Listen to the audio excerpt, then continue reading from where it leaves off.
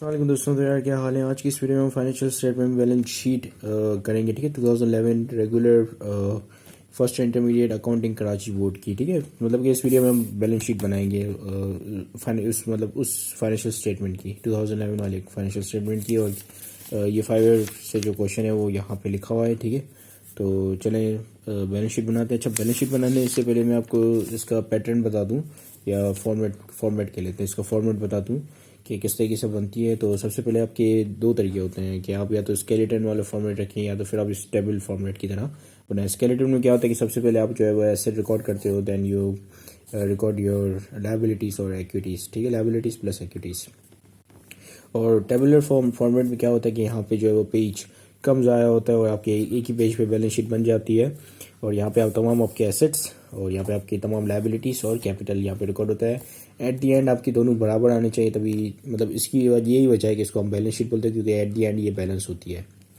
ठीक है, ये जो जितने भी एसेट्स होते हैं ये आपके रिसोर्सेज होते हैं, और जितनी भी ये आपकी लायबिलिटीज़ और कैपिटल होता है ये आपकी सोर्सेस, आई मीन एसेट आपके रिसोर्सेज होते हैं और लायबिलिटीज़ और कैपिटल जो आपके सोर्सेस होते हैं। यानी कि जो लायबिलिटीज़ और कैपिटल होता है मतलब ये तरीका होता है कि ये इस तरीके से जो है अपनी एसेट खरीदती है। ठीक है, एक कंपनी या एक बिजनेस। ठीक है, अब मैं क्यों इन्हें रिसोर्सेज और इनको जो है वो सोर्सेज बोल रहा हूँ। ठीक है, उसकी वजह ये है कि भाई जब भी कंपनी को एक लेट्स सपोज की कंपनी को एक फैक्ट्री चाहिए। ठीक है, अब वो फैक्ट्री जो है वो 3 लाख रुपए की है। कंपनी ने क्या किया या एक बंदे ने क्या किया, एक बंदे को चाहिए, लेट्स सपोज एक बंदे को चाहिए। ठीक है, तो उस बंदे के पास लाख रुपए पड़े, लेकिन 2 लाख वो उसने क्या किया कि 2 लाख जो उसने बैंक से लोन ले लिए। ठीक है, तो उसकी लायबिलिटी कितनी हो जाएगी, बैंक लोन की लायबिलिटी हो जाएगी फिक्स्ड 2 लाख की, और लाख रुपए वो अपने लगाएगा तो उसका कैपिटल कितना हो जाएगा, 1 लाख का। ठीक है, तो लाख रुपए उसका कैपिटल, 2 लाख उसकी लायबिलिटी, कितने हो गए, 3 लाख हो गए और उसकी फैक्ट्री आ गई। और फैक्ट्री क्या है, फैक्ट्री एक रिसोर्स। ठीक है, वो क्या कर रहा है, वो फैक्ट्री को चलाएगा और फिर वो फैक्ट्री क्या करेगा, रेवेन्यू जनरेट करेगा। ठीक है, फैक्ट्री उसके लिए रेवेन्यू जनरेट करके उसको प्रॉफिट जनरेट करके देगा। ठीक है, तो ये क्या है, ये रिसोर्स है। अब इस रिसोर्स को हासिल करने के लिए उसकी क्या सोर्स है, उसकी सोर्स ये है कि लायबिलिटी या जो है वो कैपिटल। ठीक है, यानी कि या तो फिर उसने इसको डेट से फाइनेंस किया है, डेट कहते हैं हम लोन लेकर, उधार लेकर। ठीक है, उसको उधार लेकर उसको फाइनेंस किया एसेट को, या तो फिर उसने जो अपना पैसा लगाया उसमें। ठीक है, उसको हम जो अपना पैसा लगाया उसको हम इक्विटी बोलते हैं, और जो उधार का पैसा लगाया उसको हम डेट फाइनेंसिंग बोलते हैं। ठीक है, तो दो तरीके की फाइनेंसिंग होती है, एक इक्विटी फाइनेंसिंग होती है और एक डेट फाइनेंसिंग होती है। ठीक है, इसी तरीके से कंपनीज भी होती हैं, वो भी या तो इक्विटी फाइनेंस करती है, डेट फाइनेंस करती है। क्या करती है वो, या तो फिर वो बॉन्ड्स इशू कर देती हैं।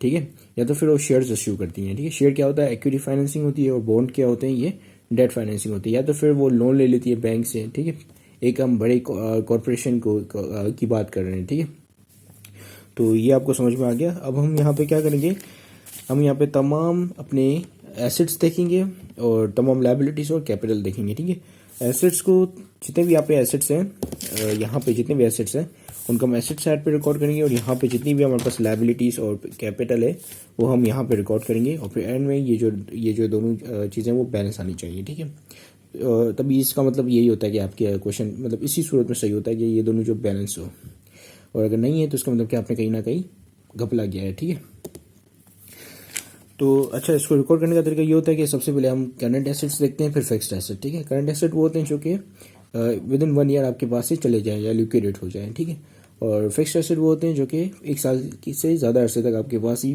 रहें। ठीक है, तो उनको आप फिक्स्ड एसेट बोलते हो। फिक्स्ड एसेट क्या हो सकती है, आपकी बिल्डिंग हो सकती है, लैंड हो सकता है। ठीक है, these are the fixed asset. Machinery हो सकती है, मशीनरी ऑल्सो फिक्स्ड एसेट। और आपके करंट एसेट क्या क्या हो सकता है, आपकी इन्वेंट्री, आपके रिसीवर्स, आपका कैश, आपकी कैश एट बैंक। ठीक है, और या तो फिर आपकी प्रीपेड्स, ये तमाम आप चीज़ें जो है वो आपकी करंट एसेट हैं। ठीक है, करंट एसेट यानी कि विद इन 1 ईयर आपकी एक या तो कन्वर्ट हो जाएंगी, या तो जो है वो क्लोज हो जाएंगी, या तो उनकी अमाउंट में चेंजेस आ जाएगी। ठीक है, इसी तरीके से लायबिलिटी भी दो तरह की होती है, करंट और दूसरी होती है नॉन करंट। ठीक है, यानी कि फिक्स्ड लायबिलिटी जो कि लॉन्ग टर्म लायबिलिटी होती है, जो कि 1 साल से ज़्यादा जिसकी जो है रीपेमेंट आप 1 साल से ज़्यादा अरसे में करते हो। ठीक है, और उसके ऊपर जो आप इंटरेस्ट भी पेमेंट करते, इंटरेस्ट की पेमेंट भी होती है लॉन्ग टर्म लायबिलिटी के ऊपर, जबकि शॉर्ट टर्म लायबिलिटी के ऊपर कोई इंटरेस्ट की पेमेंट एज सच नहीं होती है। ठीक है, अब करंट एसेट में जो एसेट्स है उनको रिकॉर्ड करने का तरीका ये होता है कि आप जो सबसे लिक्विड एसेट होता है वो उसको आप सबसे पहले रिकॉर्ड करते हो। ठीक है, जैसे cash is the most liquid asset. ठीक है, लिक्विड क्या है कि लिक्विडिटी बेसिकली एक एबिलिटी होती है एक एसेट की कि वो दूसरे एसेट में जल्दी से कन्वर्ट हो जाए, ठीक है। जैसे कैश है उसको आप कोई भी एसेट में 2 मिनट में कन्वर्ट कर सकते हो, चुटकी बजा के किसी भी एसेट में कन्वर्ट कर सकते हो। आपके पास कैश है आप कार ले सकते हो, आपके पास कैश है आप बिल्डिंग ले सकते हो, ठीक है। आपके पास कैश है आप जो उसे जो इन्वेंट्री परचेज कर सकते हो। तो क्या है कि cash is the most liquid, तो जिसके हम कैश, और वो भी कैश एट हैंड, ठीक है। Cash at hand is the most liquid. और मतलब काफ़ी लोग जो है वो, अगर आप मतलब काफ़ी लोग जो है वो उनके दिमाग में थोड़ा मिसकंसेप्शन है कि लिक्विडिटी का मतलब होता है कि कोई भी एसेट जो कि कैश में कन्वर्ट हो जाए फ़ौरन से, ठीक है। या उसमें जो है इतनी ज़्यादा हर्डल्स ना आए या ऑब्स्टिकल्स ना आए कि वो मतलब कन्वर्ट होने में, ठीक है, तो कैश में कन्वर्ट होने में, ठीक। तो ये जो डेफिनेशन है लिक्विडिटी की, दिस इज़ रॉन्ग डेफिनेशन, ठीक है। जो एक प्योर डेफिनेशन है लिक्विडिटी की वो यही है कि कोई भी एसेट हो और वो कोई भी एसेट में कन्वर्ट हो जाए जल्दी से, ठीक है, तो उस एसेट के अंदर लिक्विडिटी हाई होगी। अब कैश में ये ज़्यादा, कैश में ये एबिलिटी होती है कि आप कैश देके कोई भी एसेट खरीद सकते हो, तो जिसके वजह से हम कहते हैं कि cash is the highly liquid asset. तो अब हम शुरू करते हैं, हम इसमें वैल्यूज़ डालना, ठीक है। तो सबसे पहले हम यहाँ पे करंट एसेट की हेडिंग डाल देते हैं और फिर हम करंट एसेट ढूंढते हैं और फिर हम उन्हें रिकॉर्ड करते हैं, ठीक है। करंट एसेट्स, अब हम देखेंगे कि कौन कौन से हमारे पास करंट एसेट है। तो सबसे पहले हमारे पास है कैश इन हैंड, ठीक है। Cash in hand is your current asset. Furniture, this is your fixed asset. फिर है cash at bank, this is also your current asset. कितने का? 45,000 का और 35,000 का। तो हम पहले इन दोनों को रिकॉर्ड कर लेते हैं, कैश एट हैंड और कैश एट हैंड नहीं होगा, इन हैंड होगा, और कैश एट बैंक, ठीक है। तो कितने हमारे पास कितने हैं? एक है 35,000 से और दूसरा हमारे पास 45,000 से, ठीक है। दोनों को रिकॉर्ड कर लिया। अब हम देखेंगे कि हमारे पास दूसरा कौन सा हमारे पास करंट एसेट है जो कि एक विदिन 1 ईयर लिक्विडेट हो जाए, ठीक है, या कन्वर्ट हो जाए दूसरे एसेट में, या ख़त्म हो जाए, हमारे यहाँ से चला जाए, ठीक है। तो ये आपके पास capital, this is your equity, ठीक है, नॉट एसेट, ठीक है। Cumulated depreciation, this is a contra fixed asset on furniture, ठीक है। तो ये हम फर्नीचर से लेस करेंगे जब हम फिक्स्ड एसेट डालेंगे तब। Machinery, this is your fixed asset not current asset, accumulated depreciation on machinery, ठीक है। परचेजेस, ये जो आपका इनकम स्टेटमेंट का आइटम है। सेल्स, क्योंकि परचेजेस क्या होती हैं कि परचेजेस में से आप जो है वो एंडिंग इन्वेंट्री लेस करते हो, यानी कि कॉस्ट ऑफ गुड्स सोल्ड जब आप निकालते हैं इनकम स्टेटमेंट में से, तो हम क्या करते हैं, सबसे पहले ओपनिंग इन्वेंट्री होती है, फिर परचेजेस होते हैं, फिर हम उसमें से लेस करते हैं एंडिंग इन्वेंट्री। अब एंडिंग इन्वेंट्री वो इन्वेंट्री होती है जो कि हमारे पास एक्चुअल में पड़ी हुई है, ठीक है, क्योंकि वो क्या होता है कि साल के एंड की इन्वेंट्री होती है जो कि नहीं बिकी होती है। अब परचेजेस और मर्चेंडाइजिंग ओपनिंग में हम श्योर नहीं होते कि कितने बिके कितने नहीं बिके, लेकिन मर्चेंडाइजिंग इन्वेंट्री एंडिंग आपको बताती है कि कितने की इन्वेंट्री आपके पास अभी भी पड़ी हुई है, और जो इन्वेंट्री पड़ी हुई है वो आपका एसेट है और वो आपका करंट एसेट है, वो नेक्स्ट साल जो है वो मतलब आपकी बैलेंस शीट में जाएगा, ठीक है, क्योंकि वो आपके पास पड़ा हुआ है वो एसेट।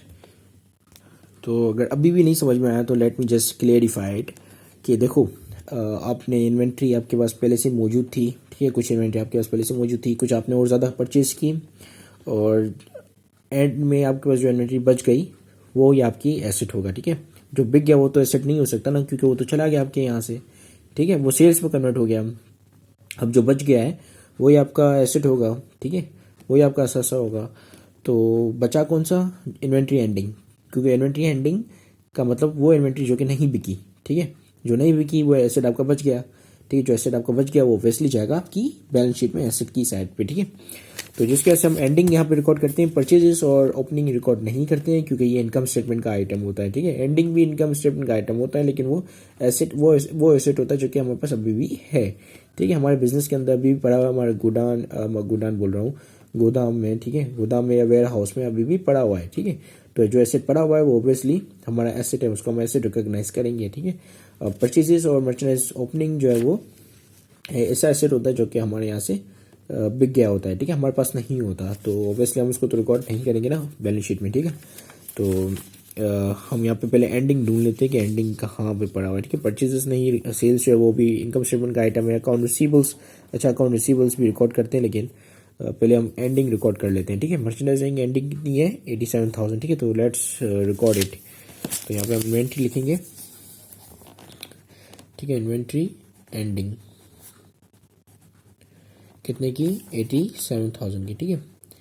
अब हम आ जाते हैं हमारे अकाउंट रिसीवेबल्स पे, ठीक है।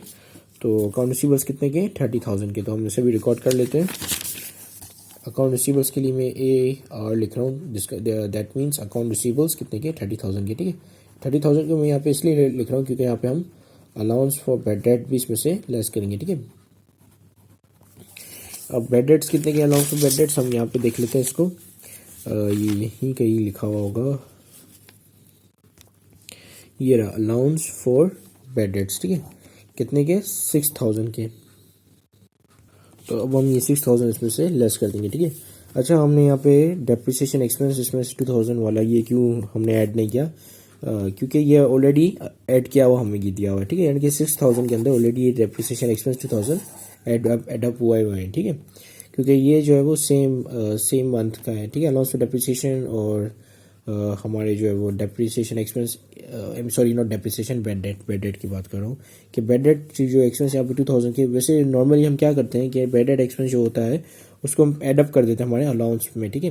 तो यानी कि ये होना था 8,000, लेकिन 6,000 इसमें ऑलरेडी 2,000 एडअप हुए हैं, तभी ये 6,000 का है, ठीक है। यानी कि पहले ये था 4,000 का, फिर इसमें 2,000 ऐड हुए, तो ये अलाउंस फॉर बैड डेट जो है वो 6,000 का हो गया, ठीक है। तो जिसकी वजह से हम इसमें कोई भी मजीद 2,000 ऐड नहीं करेंगे, ठीक है। तो अलाउंस फॉर बैड डेट यहाँ पे करते हैं 6,000 का, 6,000, ठीक है। और 6,000 जब इसमें से कट जाएंगे 30,000 में से, तो आपके पास अकाउंट रिसीवेबल बच जाएगा 24,000 का, ठीक है। अब हम दूसरा अपने करंट एसेट देखते हैं। तो account payable, this is your current liability, और फिर आपके पास दूसरे कोई करंट एसेट यहाँ पे नहीं है, ठीक है। तो अब हम क्या करते हैं, हम आ जाते हैं हमारे फिक्स्ड एसेट्स के ऊपर, ठीक है। तो हम यहाँ पे हेडिंग डालेंगे फिक्स्ड एसेट्स की। तो पहले यहाँ पे हम टोटल कर लेते हैं करंट एसेट को। तो पहले के लिख लेते हैं यहाँ पे ये टोटल करंट एसेट, CA का मतलब करंट एसेट, ठीक है। तो टोटल करंट एसेट कितने के हैं, लेट्स कैलकुलेट देम। तो पहले 35 प्लस 45 प्लस 87, यानी कि 87,000 प्लस 24,000, तो ये कितने हो गए 1,91,000 के आपके टोटल करंट एसेट हैं। तो हम यहाँ पे लिख लेते हैं 1,91,000, ठीक है। ये आपके टोटल हो गए। अब हम आ जाते हैं हमारे फिक्स्ड एसेट्स की तरफ, या नॉन करंट एसेट्स भी हम इसको बोल सकते हैं, ठीक है। तो फिक्स्ड एसेट में आपके पास कौन कौन से हैं, सबसे पहले आपका फर्नीचर है, कितने का 1,40,000 का आपका फर्नीचर है, ठीक है, फिक्स्ड एसेट में। तो हम इसे रिकॉर्ड कर लेते हैं, फर्नीचर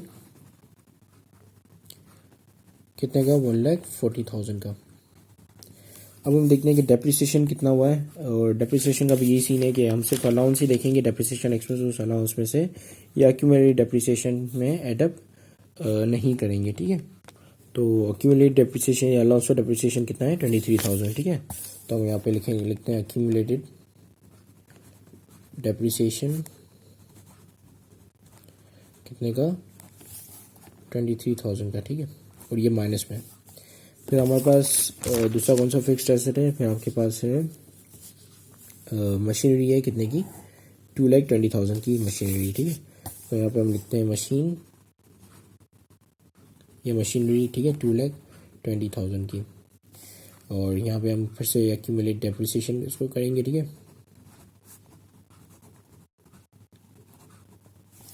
कितने का यहाँ पे लिखा हुआ है, ठीक है, एक्यूमुलेटेड डेप्रिसिएशन और मशीनरी कितने की 35,000 की, ये डेप्रिशिएट हो गई 35,000 से। तो यहाँ पे हम 35,000 नेगेटिव में लिख लेते हैं, ठीक है। तो ये इसके बाद आपके पास कोई फिक्स्ड एसेट नहीं है, ठीक है। तो हम इसको टोटल एसेट पूरे मतलब टोटल एसेट जो है वो कैलकुलेट कर लेते हैं, ठीक है। टोटल एसेट्स, ठीक है। टोटल एसेट्स कैलकुलेट करने से पहले हम जो है वो टोटल फिक्स्ड एसेट कैलकुलेट करेंगे, ठीक है। टोटल फिक्स्ड एसेट्स, ये आप डायरेक्ट टोटल एसेट्स भी कर सकते हो। Total current asset, total fixed asset को आप भले कंप्यूट या कैलकुलेट ना करें, ठीक है।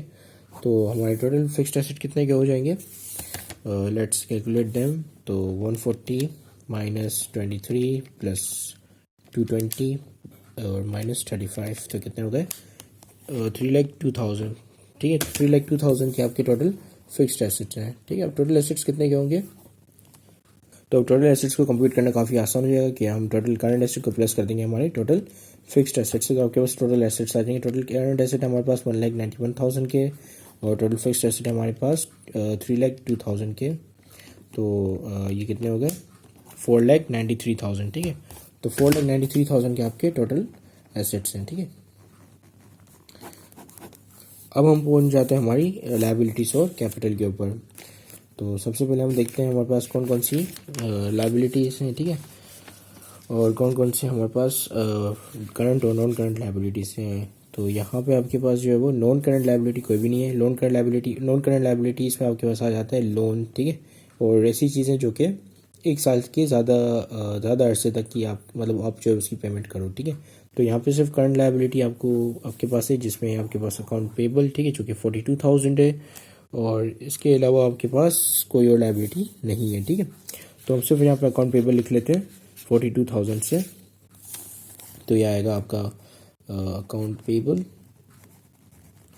कितने से 42,000 से, ठीक है। अब हमारे पास आएगा कैपिटल, ठीक है। कैपिटल हम देख लेते हैं कितने का है। तो लेट जस्ट कैपिटल आपके पास है 4,28,000 का, ठीक है। तो हम यहाँ पे लिख लेते हैं 4,28,000। फिर हम इसमें ऐड कर देंगे हमारा जो प्रॉफिट वो है नेट इनकम स्टेटमेंट में, ठीक है। तो इनकम स्टेटमेंट का है, इनकम स्टेटमेंट ये रही, this is your income statement. ये मैंने एक सेपरेट वीडियो में से बनाया था, ठीक है, और एक्सप्लेन किया था कि ये किस तरीके से मतलब बनी, हम पूरा मतलब सॉल्व किया था इसको, ठीक है। तो कि हमारे जो एंड में जो आपके पास नेट प्रॉफिट आ रहा था कितना 23,000, ठीक है। तो 23,000 इसमें ऐड हो जाएंगे आपका एज अ प्रॉफिट, ठीक है। तो प्रॉफिट इसमें हम ऐड कर देंगे 23,000। अब हम देखेंगे कि कोई आपके पास ड्राइंग्स वगैरह तो नहीं। ड्राइंग्स वगैरह काउंटर कैपिटल अकाउंट होता है जो कि कैपिटल को घटा देता है, ठीक है, ड्राइंग्स। तो यहाँ पे आपके पास कोई भी ड्राइंग्स नहीं है, तो बस यहीं पे ये जो हम इसको ऐडअप कर देंगे टोटल, ठीक है। यहाँ पे हम इसको टोटल कर देंगे, टोटल लायबिलिटीज़ प्लस कैपिटल कितना आएगा। तो लेट जस्ट कैलकुलेट इट। तो ये पहले सबसे पहले आपके पास 42,000 प्लस 4,28,000 प्लस 23,000, तो कितना आ गया ये आपके पास 4,93,000। तो 4,93,000 आपके पास दोनों साइड पे बैलेंस हो रहा है, ठीक है। तो इसका मतलब कि ये क्वेश्चन हमने सही सॉल्व किया। और इसी के साथ ही thank you very much for watching this video and have a great day and अल्लाह हाफिज़।